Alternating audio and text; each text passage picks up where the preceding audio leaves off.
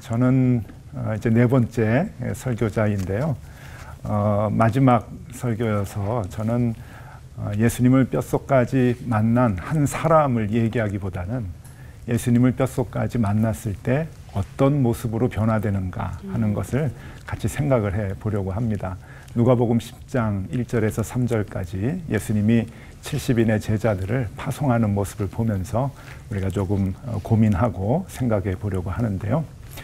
제가 좋아하는 기독교 작가, 여러분들도 많이 아실 텐데 C.S. 루이스, 이분이 유명한 저서죠. 대표적인 그분의 저서인데 순전한 기독교라고 하는 그 책에서 이런 대목을 말씀합니다. 기독교인들이란 악의 세력이 점령한 영토에서 활동하는 지하 레지스탕스다. 저는 이 말에 뒤통수를 한 대 맞은 것 같아요. 근데 그분은 계속해서 이렇게 얘기합니다. 따라서 주일 예배의 설교는 지하 교회가 내리는 비밀 지령이다.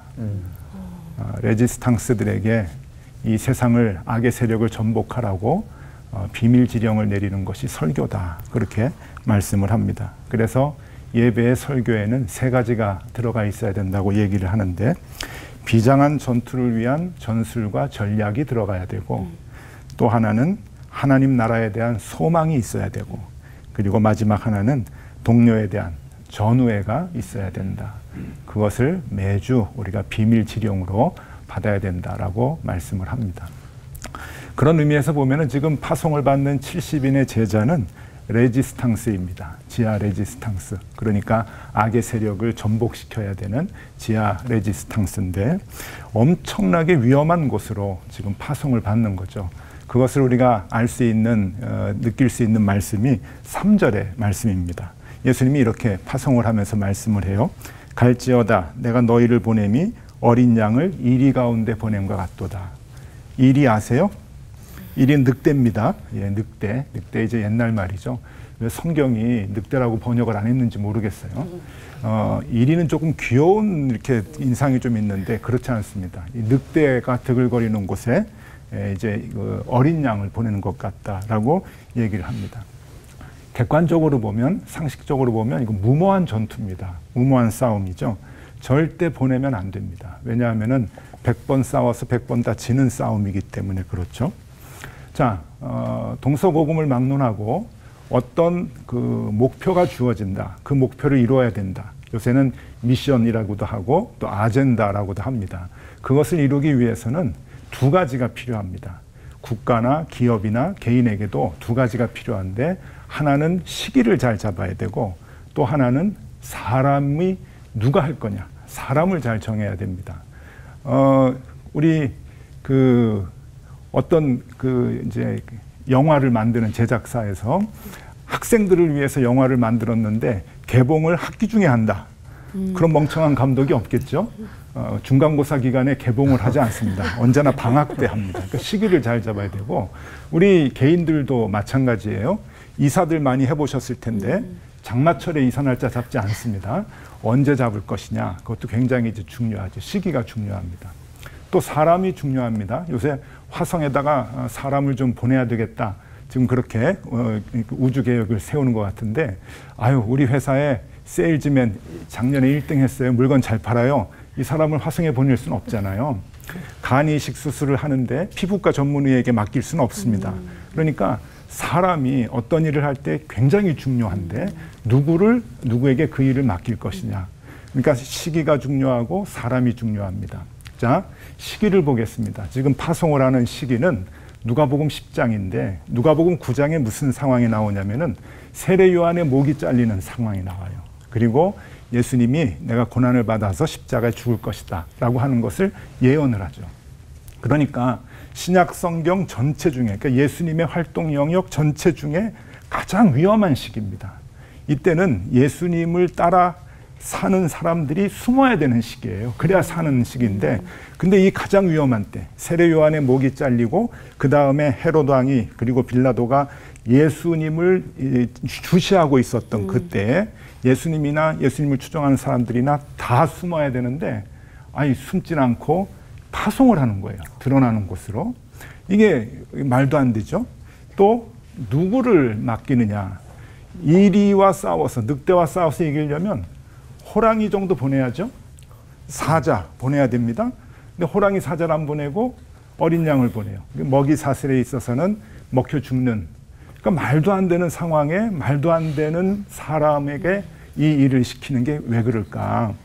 여기 보면은 중요한 열쇠가 하나 있습니다. 그게 2절인데요. 2절에 왜 보내는지 목적이 나와요. 2절에 보면은 이르시되 추수할 것은 많되 일꾼이 적으니 그러므로 추수하는 주인에게 청하여 추수할 일꾼을 보내주소서 하라. 추수라는 거예요. 추수라는 말이 3번 나오는데 추수를 위해서 보내는 거예요. 그러니까 이 파송되는 사람은 싸워서 이기는 게 목적이 아니고 목적이 추수라고 하는 거죠. 근데 이 추수를 위해서, 잘 추수하기 위해서 예수님은 이미 우리에게 그 공식을 말씀해 주셨거든요. 그것이 요한복음 12장 24절인데 내가 진실로 진실로 너희에게 이르노니 한 알의 밀이 땅에 떨어져 죽지 아니하면 한 알 그대로 있고 죽으면 많은 열매를 맺느니라. 죽어야 추수가 된다는 얘기를 이미 하셨어요. 죽어야 추수하고 죽는 만큼 추수가 되는 거거든요. 그러니까 예수님은 제자들을 훈련시켜서 보낼 때 빨리 죽어야 하고 잘 죽는 시기를 봤던 거죠. 그리고 거기에 최적화된 어린 양으로 훈련을 시켜서 늑대들 가운데 보낸 겁니다. 왜? 빨리 죽으라고, 잘 죽으라고. 왜? 그래야 추수가 되니까. 예수님이 십자가에 못 박혀 돌아가셔서 추수의 열매를 주셨잖아요. 우리가 그래서 생명을 얻었잖아요. 똑같습니다. 제자들도 예수를 뼛속 깊이 만나면 만날수록 어떻게 되느냐? 예수님이 가셨던 그 길을 가게 되죠. 제자들은 예수님이 스승이니까 예수님이 십자가를 지시면은 예수님의 십자가 지시는 거 흉내내면서 가야 되는 거죠. 누가? 뼛속까지 만난 사람들이. 그래서 예수님을 정말 제대로 만났느냐, 뼛속까지 깊이 만났느냐, 그 사람들이 좁은 길을 갈 수 있고 십자가의 길을 갈 수가 있는 거죠. 예수를 믿어도 문제가 잘 해결이 안 돼요. 자꾸 갈등이 있고 또 삶의 문제는 꼬이고, 그래서 한탄을 하죠. 왜 이런 문제가 나에게는 해결이 안 됩니까? 그러는데 가만히 보면 내가 죽지 않아서 그래요. 내가 죽으면 대부분 문제는 다 해결이 됩니다. 내가 십자가를 지면 모든 문제가 다 아름답게 추수가 되는데 우리는 그것을 잘 몰라요. 왜?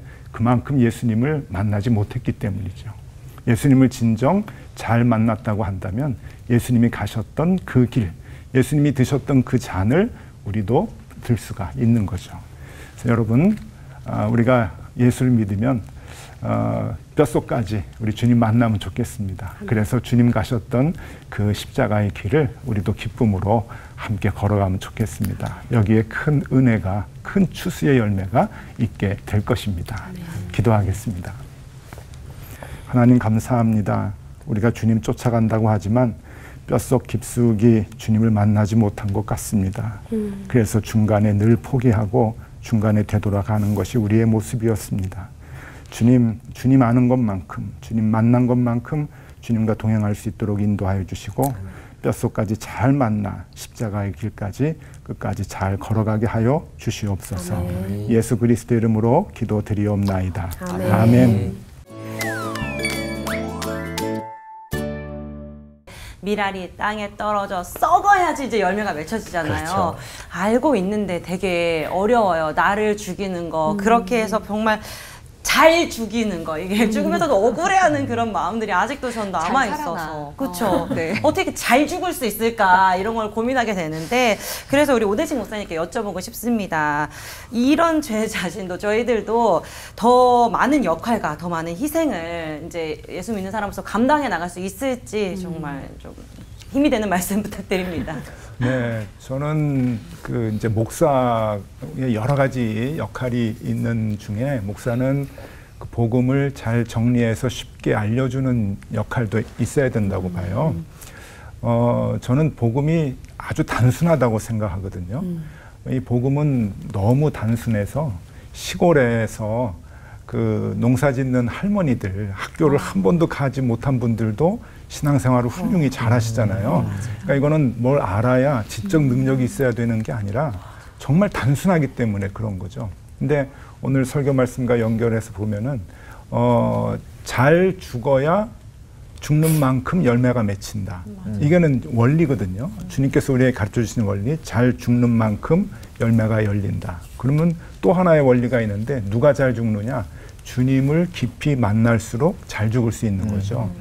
요 두 가지만 우리가 그 공식을 알면 되는 거예요. 그러니까 주님을 만나면 만날수록 우리는 삶 속에서 생활 속에서 잘 죽을 수 있고 잘 죽으면 거기에서 복음의 열매들이 맺혀지게 되는 거죠. 그러니까 예수를 알기를 더 힘써야 될 것 같아요. 예수님이 나를 위해서 어떻게 희생당하셨는가 그거를 우리가 더 알면 알수록 우리도 주님 가신 길을 쫓아갈 수가 있는 거니까 더 아는 일에 힘써야 될 그런 그 역할을 우리 그 그리스도인들이 해야 되겠다 생각이 듭니다. 열심히 알아야 될 것 같아요. 예.